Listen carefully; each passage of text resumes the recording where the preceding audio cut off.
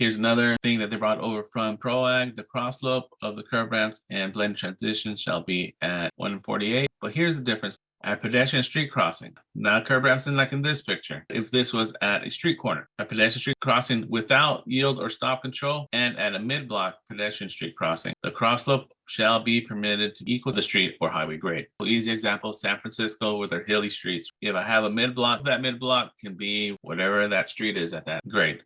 Another common requirement is a clear space beyond the grade break. As soon as that finishes, we start counting 48 inches by 48 inches, which is the minimum width of the ramp. Think of it as a landing that shall be provided within the width of the pedestrian street crossing and wholly outside the parallel vehicle travel lane. In this figure, it's shown within a crosswalk marking. Consider that outside of the vehicle lane. If the 48 by 48 was out here outside the marking, that wouldn't work.